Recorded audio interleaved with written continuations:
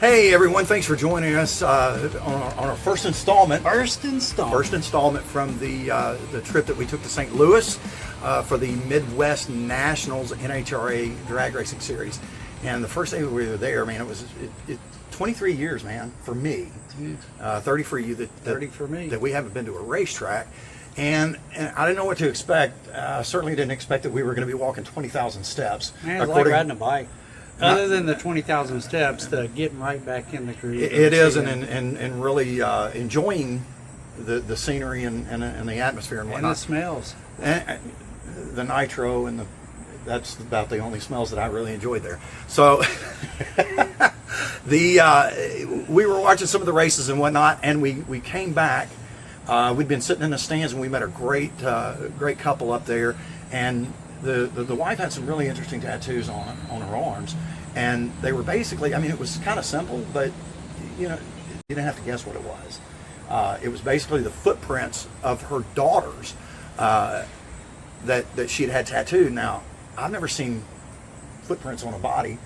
I'm sure you have in your 28 years of owning Trilogy, but I never have. Of course, before we started doing this, I really didn't pay attention to terribly much. I'd see somebody with a tattoo, and I bet you pay attention to tattoos more. I pay a lot of attention to tattoos. So it comes with the territory. It does come with the territory. I didn't really notice, but I saw those tattoos on them. Those are really cool, and it inspired me to design another one for me. Everybody says once you get your first one, you got to keep going. So I don't know if I am or not, but she inspired me. But the tattoos on her arms were just the footprints of her baby girls, and I tell you, just to be clear, I got my first one, and 2 years later, I opened the shop. Yeah, you did. So they might be a little addictive. No, all right, back to it. Sorry to interrupt. No, not a problem. I don't remember this couple's names, but I know Dad was proud of both his little girls, and his wife, their mother, memorialized these two children on her arm. So it was really neat. I'm going to put a picture up of them right now. And but after we left the stands, we were walking around to get some, I guess, take a break and get a couple, bottles of water and whatnot to stay hydrated. And we came across Jen, and Richie actually got to talk to her for a few minutes. She was very forthcoming. Jen was cool. She'd been out there for pretty much all day and still had a smile on her face. Yeah, had 3 days to go, too. And still had 3 days to go. So Jen was awesome, and Richie had a chance to get her story about what her tattoo was about, and I'm going to let him tell you about it. So basically, Jen was a cheer mom. Jen was out there working. Just giving you a backstory before I get into the tattoo. She's going to tell you the story. I'm going to give her backstory. So Jen's a cheer mom.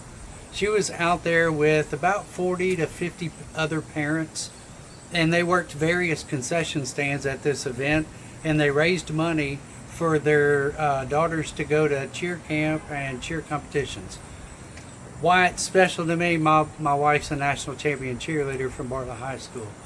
I was a college mascot, so I appreciate the cheer moms.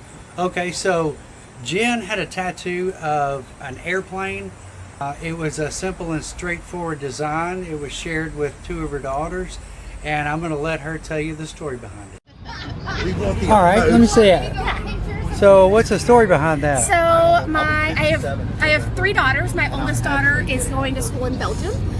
So she is there living for the next 5 years, and then our second oldest daughter is here. So the three of us went and got these, and this just commemorates telling us that we're only a plane ride away from our love. That's a great story. Yeah, thank you. Thanks for sharing that with us. Of course. And we're back. Thank you very much, Jen, for sharing that. That was an awesome story. The dedication of these parents, they were out there for 4 days. We were only out there for 3. Yeah, but these guys got out there probably about 8 o'clock in the morning whenever the track was opening up to get everything prepped, because they were all working concessions. And like you said, there was probably about 45 or 50 of these parents out there. There was a lot. And to put in... They were spread out through the whole compound. Throughout the whole concession area. And for these parents to put in, I'm sure some of them had to take off work. And these guys were basically working 48 hours in 4 days. So they were pulling in 12-hour days. So that just shows the dedication to the kids. I mean, Jen encouraged her daughter to go abroad to go to college and follow her dreams. And spent countless hours raising money for her other daughter to be able to do cheer competitions. Yep. And that's dedication. And she was her daughter's in Belgium. Yes, Belgium. For 5 years, I believe is what she said. Yep, eating that good candy. Yep. And man, that's dedication right there to Shout out Jen. To send your kid across the ocean. Anyway, so that being said, Richie had a chance to catch up with some old friends that he Well, hadn't talked about. We're not gonna, no, we're going to talk about. Yeah, let's tell them about the. Yeah. Let's throw a little love to some first responders. Absolutely. Some first responders. Yes. All right, so we ran across this. They're called Fire Department Coffee. You can find them on Amazon. They're not sponsoring us. We're just throwing them a shout out because they're first responders of the first responders. They have converted a modern day fire truck into a coffee house.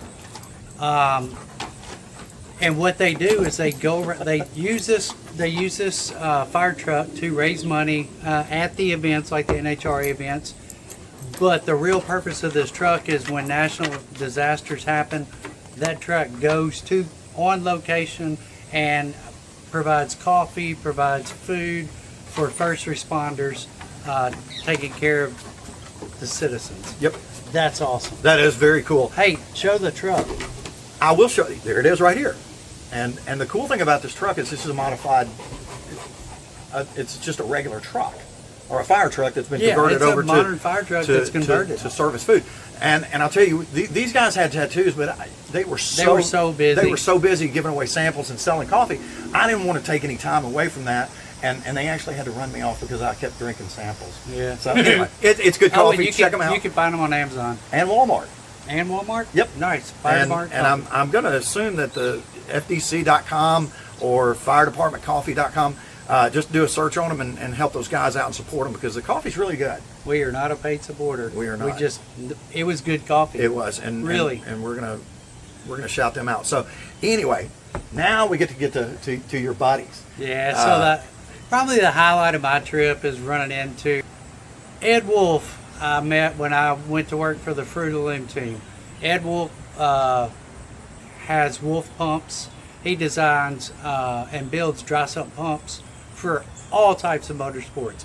And he happens to sponsor a friend of mine, Jerry Freeman, who also worked on the Fruit of the Loom funny car. And TJ does the bottom end, top end, whatever he needs to do. Also worked on the Fruit of the Loom race team with me. It was just really nice catching up with old friends. And these guys have been doing it forever. Well, I've been out for 30 years, and they were in it before I got in. Yeah, so they're seasoned. I got to race. Those guys are racers. Yeah. Those guys are Wulff Pump. Check them out. WULFF pumps. And let me say a quick thing about Ed Wulff. I've never met the man. Not till that weekend. Not till that weekend, and he took me in, and I feel like I've known the guy for 20 years. And the cool thing about Ed Wulff, he is very humble. He knows how smart he is. Everybody else around him knows how smart he is, but he doesn't portray that. He's just a genuine guy.